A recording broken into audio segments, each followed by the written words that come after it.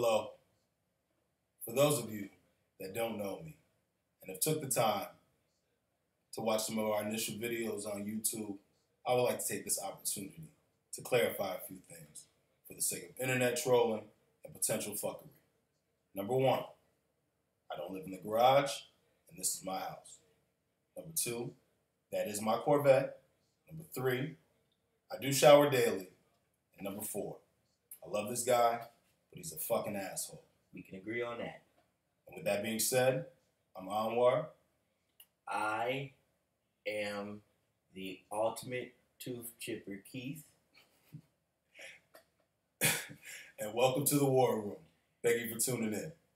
The ultimate tooth chipper. Yep, the WAR Room, where we talk about cartoons, pixie dust, Dungeons and Dragons, and fucking lily pads. And I don't. We're going to talk about all that today? Yeah. And some other stuff. And some sports shit, yeah. Okay. I guess we'll just jump right into it after that. Lions have lost Kerry Hyder and Brandon Copeland for the season. It's starting already. Achilles injury for Hyder, and Copeland's out with a pectoral tear. God damn it. Two of our up-and-coming defensive ends, and Copeland can play linebacker from time to time. What do the Lions do, in your opinion? Well, you sent me the list of, who's available. Let me give it a look. Well, I don't want any of these people. So, who do you see? Let's see. We got. Is there anything at all? No, I guess not. Okay, well then, thank God we let the youngins get some depth. Get some reps because hey, you getting paid? Time to get it in. You want to be a star in this league? Gotta do what you gotta do, buddies. And us, not having that much cap space, by the most of that to Stafford and got Onside, and we got a lot, so might as well use guys we have, save some money, Yeah, I forgot about that, the cap space issue. Do we resign Onside if he doesn't have a better year than last year? If he doesn't have a better year last year, he had how many sacks did he have? He had a few because he was out most of the year with injuries. I don't know exactly what he had. I feel like he didn't have many, maybe 5. I could be wrong. I love his talent. Yeah, he just can't stay healthy. Yeah, I think if he has a good year, then we keep him. Right. Just like if Stafford has a good year, you give him however much money. You give him the money anyway because What else are we gonna do? Yeah, what else are we gonna do? But if you'll feel better about it if he proves himself even more. Like if they both prove themselves even more, right. You'll feel better about the money you're gonna give him anyway. So. But then that goes back to what we said yesterday. They gotta win some playoff games. Yes. To really validate us paying these guys that kind of money because they're both going to get paid. Obviously, Stafford could be the richest NFL player for the time being, and also get a pretty substantial cut. But they got to come to play more so Anson, because we already know what Matt's going to do. They just got to protect Matt. But Anson's got to be able to stay on the field and hopefully be a force. But that definitely hurts losing Kerry. First couple plays into the actual game. And then I don't even know, Copeland must have got hurt too because I thought I saw him on the field. I don't know if this was a practice injury or whatever, but I felt like he was out there. That sucks. So, the youngins are going to have to step up. Balaga, Pat O'Connor. Yep. Let's go. So, but it's not good. Haven't even really got the season rolling. But like I said before, it's really all about the health, man. Having the guys available. Like they say, the best ability a lot of times is availability. So, we'll see how that all pans out. But that's definitely not good news going forward. And then the other stuff I see, Zeke is appealing, like I said. Oh, yeah. How does that play out to you? Oh, yeah. Well, it's being,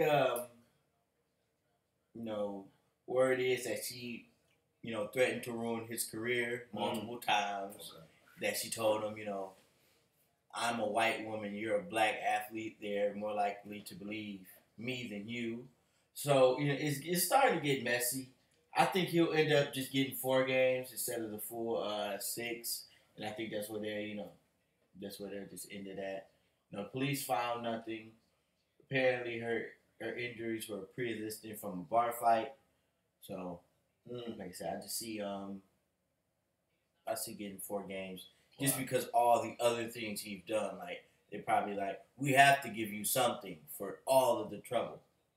So, And I mean, like you had said before, the fact that right when they probably would have gave him a break, and bam, here you go with something else. Yeah. And then, all right, now we got to deal with something else. So he had, it seemed like, 3 or 4 things going on at the same time while all this is going on. So, yeah, he's got to stay off the radar. He's an incredible talent. They can't afford to lose him. And he's so young in his career, man. You can't continue to have these kind of bullseyes on your back. So you just got to be really smart about your interactions with people and who you're dealing with. But, yeah, to piggyback off what you said, I think it'll be somewhere around there, 2 to 4 games. Because, I mean, for one, the money issue, I don't think the NFL is going to want to lose revenue not having one of the stars out of there. But they do have to set a precedent or example or whatever. And it's really because they didn't do anything with Ray Rice. So now they're, They didn't do anything with Josh Brown either. And also, a lot of the young lady's allegations, they found, some lies in there, they don't really think she's that honest. But that doesn't mean he didn't do it. And the thing, it's basically just he say, she say. Who do you believe more? Right. So who's more credible in this whole situation? Well, all in all, you got to just avoid these type of situations all the way around. And I mean, it's tough for those guys because I mean, there's got to be some type of paranoia that sets in because everybody you're interacting with, for the most part, is going to, put their best representative forward, and then you start dealing with individuals, and then here we go with these ulterior motives of wanting to get you caught up with babies or extorting you for money or, like she said, ruining your career. Like, wow. So, I mean, I don't know if that was her plan early on. I don't know what happened with the relationship, but say if that was her mentality going in, I'm going to go in and try to hit him for all his money and ruin his situation. That's really messed up. Yeah, that is. So, a lot of these NFL guys, they're young, giving a lot of money, a lot of exposure. You just got to be real mindful of who you're dealing with and the people you keep in your circle and some of the decisions you make. Sometimes you have to be, the first one at the last one at the party, but the first one to leave type of effect, man. Or have parties at home, or know to get the Uber or the chauffeur, or like I said, with your circle, guys got to have roles as far as what they provide and keeping a lot of that negative publicity and energy from around you. So hopefully it works out for him. Like I said, 2 to 4, and then he can get on, and hopefully this will be one of the last things he has to deal with. He can have a Hall of Fame career like he should, barring any type of injuries or other setbacks. So, best of luck to Zeke and what he's got going on. So, as far as the comments, man, how do y'all feel about it? How do you think it's going to play out for Zeke? Is he gonna get it all appealed? Is he gonna have to fulfill the whole suspension? Leave a comment and tell me what y'all think. On the other NFL news, I see your boy Fournette made a comment. He looked pretty good in his preseason game. Yeah. But he happened to say, thinks the NFL's slow, huh? Mm-hmm. What'd you think about it? If he would have, won his preseason game, some of those guys that you're out there against won't be there. Who they play in preseason game? I forgot, but, you're not playing any of the best players at all. So. And then, the crazy part is he had 9 carries, 32 yards, and 1 touchdown. So it wasn't like he was just running. Right. He had a 100-yard game, two or three touchdowns. Right. It's like that's 5 yards a carry. And then the team that you're on the Jaguars. You're like, damn near a bye week to some teams. You're like training camp. Right. So, right. I like some of the talent, but if you think about, when he was in college and he went against Alabama, they shut him down. Shut him all the way down. He was, getting 2.5 yards a carry. Completely stifled. Yeah. And while you look at Zeke, could have a 200-yard gain against them. Right. So, I think it's too early. You haven't went up against, the top guys yet. You're still going against, rookies like yourself and people who won't make the team. So, I think it's too early. Absolutely. Yeah, I agree with everything with what you're saying. I think it puts even a bigger target on your back because, like you said, we talking about your first games. Mm-hmm. Wait till you get out there with Luke Kuechly and Levante David and some of these guys, Sue and Cameron Wake, the guys really trying to come take your head off. So they don't shut all that stuff down. Yeah, I just don't think it was smart. I think he's gonna have a good rookie year, but now you just put more pressure on yourself because now you gave guys extra incentive. I mean, you're already they're gonna already go at you anyways just because of your style of play and how you really go into the contact. But now you gave guys a whole different mentality. Like, oh, okay, we're slow. We're gonna see what's up. So I don't know. And then, like you said, with him being on the Jaguars, I mean, they should probably really be focused on winning some games before we start making some of these proclamations. If I'm one of the veterans, I'm probably gonna pull him to the side and be like, look, man, we got some other stuff going on around here. We can't afford to have you putting that type of statement out there, So yeah, I don't think that bodes well. I think he still has a pretty good season, but with the physicality of the game, yeah, I wouldn't put myself out there like that. I get it. You think, this finna be a breeze. when you actually get out there. See, you about to play the Bucks. You about to play the Bucks. Like I said, Levante David, Gerald McCoy. Mm-hmm. They're not gonna be out there much, but these are the type of caliber athletes. They might catch you real quick. Mm-hmm. You're gonna be out there like, all right, we're gonna make the most of these little bit of opportunities. Oh yes. Yeah, I appreciate your confidence, but I have a problem. It's not really I have a problem with what you said. It's just I understand if it was the season. You're like, okay, but it's too early. Too early. That's all. Too early. Let you get some real accolades under your belt before we start making these proclamations. So yeah, I don't know. We'll see how that goes with Fournette and how that all pans out. It'll be interesting to see. Under these other NFL guys, under some more important, poignant issues, now you're starting to see. I know we talked about it too yesterday a little bit. The NFL players are now sitting out for the anthem. Michael Bennett, Marshawn Lynch. My question to you is, how do you think that all plays out? Do you start seeing other guys start coming to the forefront as far as your superstar athletes? Oh yeah, the same stance. I think when they blackballed Colin, they thought, okay, since we did this to him, nobody else is gonna do it. But you have guys like the Bennett brothers and Marshawn, who just, these are strong guys. They're stars themselves, even bigger than Colin. Yes. And, they have a voice. They have a platform. There's a reason why these players from any sports, they have sponsors, because they're influential. So, them showing who they are, having a voice, using whatever platform they have. I like it. It's going to keep growing until, something is done. Colin gets signed. Hey, it's really nothing the NFL can do about it. They can, say or have the fans can complain all they want, even though I don't think them complaining will stop them from watching. No. Because when it's on, national anthem is on at home, they're not standing. No. They're most likely Great sitting. point. How many of us are not changing the channel or going to use the bathroom? There's a reason why they took it out of school. Most people did not want to stand for it, so they took it out of school. There's a reason why you don't talk about God in school. Most people don't want to talk about God. Atheists. You have different people, and we have to, be understanding of it. Not everybody's gonna agree. This is about the national anthem and the soldiers, even though everybody said it's not. Right. So I mean, to piggyback off that, like you said, there's other elements to what the America, the anthem, as far as how people feel about that and their opinions. You can't just say, oh, well, because one guy I've noticed that some people have they have some type of pride over it. And I mean, that's fine. More power to you. Yeah. It doesn't really, I have nothing against the anthem, I guess, but it's never really resonated for me because, you know, there's always been things in our community and things that that we've had to deal with that totally contradict what this whole America concept is about. But at the same time, this is still the best country that's out there. Yeah.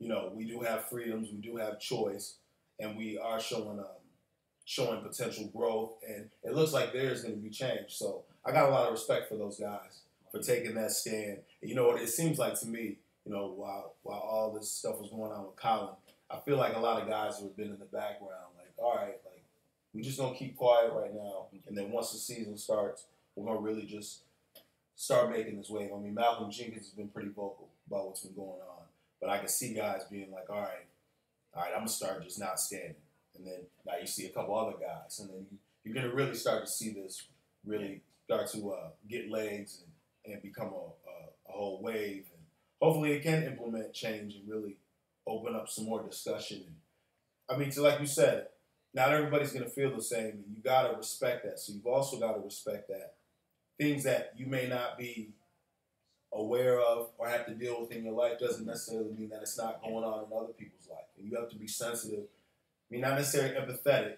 but to some degree, mindful. Be mindful. Yeah, exactly. Be mindful of that, and that what a person is talking about as far as their daily struggles and things that they've had to endure, just because they're not something that you have to deal with doesn't make them any more invaluable or unvalid or whatever you want to call it. So I think it's awesome.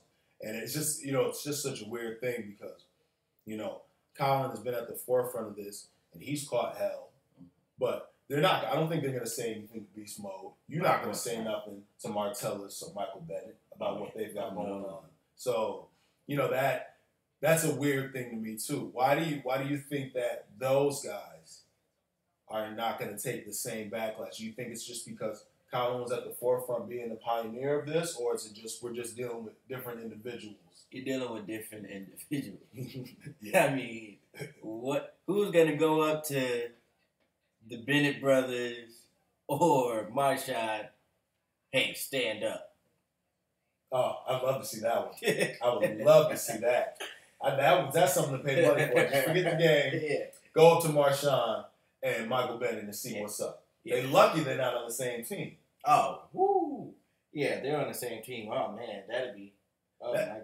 That's why, you know, when I was watching, I think it was Skip Bayless, he had mentioned, you know, some of these teams, as far as really, like, taking a stance and really shutting the whole thing down. I'm surprised a team like Seattle, I mean, granted, the coaches, you know, been trying to implement some other things as far as arm locking and all that, but if you did have a Marshawn still on that team with a Bennett and a Sherman and a Cam Chancellor and a Earl, I wonder, I'm surprised a team like that wouldn't just be like, nah, we're not 3-4 of our better guys. I'm not playing until Colin gets a job or we re-sign him. It could potentially get to that. Oh, yeah. I don't know, you know, but if this thing really gains legs, that could be the next step in this. And hopefully, like I said, it does incite some change because bottom line, as much as fans are in an uproar, 70% of the NFL is black. Mm-hmm. So you take us out of it, what kind of product do you have? So let's be honest, you ain't got, you know, you don't have nothing. No, so you need to be mindful of some of the things that some of us have to endure. I mean, I've heard countless players talk about some of the racial slurs they hear at visitor stadiums and all these other things. So how can we sit up here and be like, oh, these guys are so disrespectful, when we know there's individuals that are just as disrespectful in the thing that we're talking about. So yeah, it's just crazy because you hear, you know, when they should just stick to sports, or they should just stick to, you know, an actor should just stick to one. They aren't robots, you know.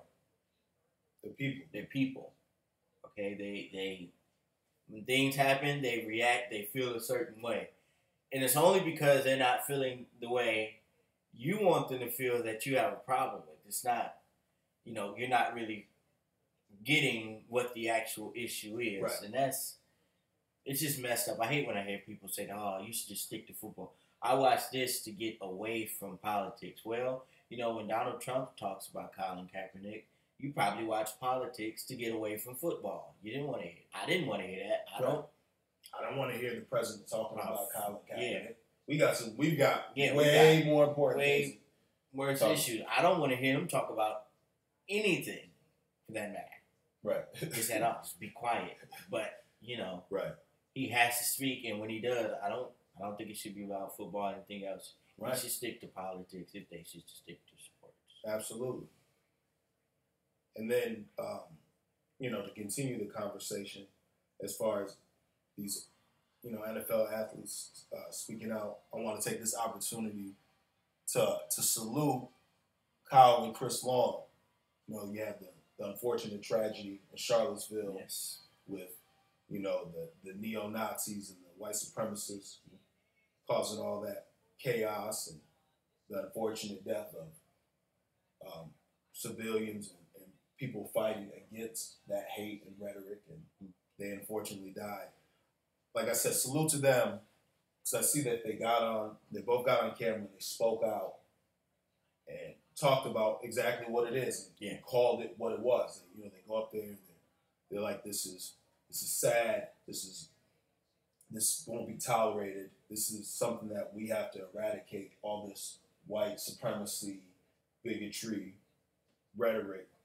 And they were saying that, it's just really unfortunate for their hometown to have to deal with something like this. But like I said, man, I just got a lot of respect for those guys because they were very articulate, very powerful in their statements. And this is the kind of stuff that we need from not only just the black players, the white players. Chris Long's had a phenomenal career, defensive end, been in the league over a decade, one of the better sack artists, for lack of a better term, in the NFL. And Kyle Long's been one of the best offensive guards out there in Chicago. So, salute to them for stepping up, and hopefully other superstar athletes in the NFL that aren't black, say stuff and speak about all the injustice that's going on, and so we can really incite and implement some change. So, like I said, man, kudos to them. That was really big of them, man, and that's what we're going to need in order for this thing to really gain some ground. What do you think about it? I think it's good. I mean, like you said, you need white players as well. It needs to be unity in this, kind of, when we have these kind of issues, it can't just be, black, just one-sided. Or make it seem like it's white versus black. No, it's right versus wrong. Right. And like you said, you need everybody. You need as many people as you can get, because this is ridiculous. Stuff like this, it's 2017. This is like 16, right? Like we're still doing this, 1865 type shit. Right. It is like, wow, we're still doing this. Yeah. Really? Yeah, like that. I mean, we deal with it over a statue, right, of a racist person. And then even on the other end of that, I don't like the statue, but as far as taking maybe a negative into a positive, if we kept it up, look at it as a reflection of where we've come from. And as a reminder, like you said with Detroit, like you don't watch Detroit, you watch Detroit every once in a while as a reminder of how things can become and how things can unravel and where we obviously don't want to go. So maybe to some degree, if you do keep the statue, acknowledge it in remembrance of that was a bad time.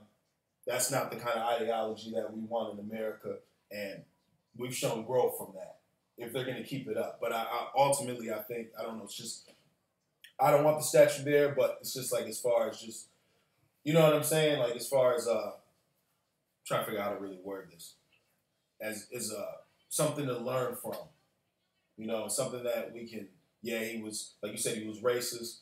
They didn't prevail, and ultimately, if people do show unity, we can make this, and I hate to sound so cliche, make this a better place, I don't know. I think, they don't like participation trophies, so why should you get a participation statue? You lost. You're a racist, you lost. You don't deserve a statue. Robert E. Lee does not deserve a statue. Anybody else that was, the Confederacy does not deserve a statue. So, hey, I don't see the need for it. Tear it down. Valid point too. And they should make the Confederate flag and the swastika flag illegal. Oh yeah, absolutely. Because that's even like with the statue and then that's almost an evolution of that. That's something you can really. They always say, all these protesters, they're whiny crybabies, waving that flag of losers. That's it's pride. Pride in what? Failure. Pride and oppression of other people. Yeah. So yeah. Failure and oppression. So yeah. But that's not Southern pride. No. So I don't see the need for either of them. The swastika is, obvious reasons, but that one, for what? Maybe we can just put them both in the same category. Yeah. To be honest with you, great point. Yeah, I don't disagree. So yeah, and lastly, I know you wanted to give a special celebratory acknowledgement, correct? Yes. Happy birthday to Miss Maxine Waters. Happy birthday. The legend herself. Yes. We wish you many, many more birthdays. You have more time to claim. I gotta watch that now that you said that, man. Oh yeah, you gotta see it. Oh, gotta get on Penny, my boy Penny Hardaway. Oh fuck, man. Dang it. So Penny Hardaway said that his thoughts on Kawhi Leonard. He has no interest in being the face of the league. He's a good player, but I wouldn't consider him a superstar. Basically, because he's not out doing commercials, doing all this extra stuff that he's not a star. He's not a superstar. What do you feel about that? Say what now? Say it again? Okay, so he basically said he has no interest in being the face of the league, talking about Kawhi. Okay. He's a good player, but I wouldn't consider him a superstar. Basically, what you're saying is, he's not in commercials. He's not doing all the extra stuff. How other superstars like LeBron and Kobe's and Durant's and all that, how they're, Because he's not doing endorsements and stuff? Yeah. Basically, he's not putting himself out there like that, so he doesn't consider him a superstar. Because he doesn't. I don't agree with that. I mean, because he chooses not to make himself more accessible and have more exposure doesn't take away from anything that he does on the court. He's still one of the best two-way players in the game. I think that would validate superstardom more than the fact that you've been in a lot more commercials. Because honestly, if your game starts to fall off, it's like, well, it looks like you need to scale back on those commercials and all these endorsement deals and get your butt back on the court, do some practicing. Yeah. So as long as his game continues to elevate and he's a force on that team, real NBA fans know who he is. Mm-hmm. Even the common fan, the casual fan, knows who Kawhi Leonard is. Yeah. So I don't agree with that sentiment. I mean, if he doesn't want to have that kind of exposure, that's his prerogative. I know he's with Jordan, he's with Jumpman, but yeah, I don't think. I mean, that's a part of, I guess, maybe some of the criteria of being a superstar, but I don't think it's the end all be all. Yeah. It's not having endorsement deals. One of the best two-way players in the league. He's out there on the court 90%, 99% of the time. Other than he had the injury in the playoffs, but he's one of the best players in the league. I would love to have him on our team. Oh, yeah. I would go see him in Detroit because he would be a superstar. Yes. So he is a superstar. He is a superstar. You become a superstar by what you do on the court. What he is doing on the court makes him a superstar. It's not about the endorsements. This is who he is. That is his personality. I mean, you got outspoken guys who aren't superstars, so that doesn't help. I mean, what? J.R. Smith is an outspoken guy, but I don't consider him a superstar. He's a good player, but he's not a superstar. So I didn't get it. It didn't make any sense to me. No. So it's almost like, where's that coming from? I don't know. Is it bitterness? Maybe. Yeah, because you guys didn't even have remotely the same game. Yeah, so I don't know. And I like Penny. Oh, Penny was one of my favorites as a kid. Penny was my guy most of my early teenage years, man. Penny was a beast. I wish him and Shaq would have been able to stay together, win some championships, but it didn't happen. He had the knee issues. Yeah, he was never the same once he started having those problems on the back end of his career in Orlando and Phoenix and stuff. So, yeah, man, I don't know. I don't agree, but that's his opinion, and he's entitled to it, just like we are. Mm-hmm. So with that, man, I want to thank y'all for taking some more time out to listen to our other podcasts. We're going to do another one probably in a couple days. I got a fantasy football draft coming up, so I'm going to take Keith with me so he can get a tutorial on how to be a champion like your boy, because I'm perennial with these playoffs. I was in 11 leagues last year,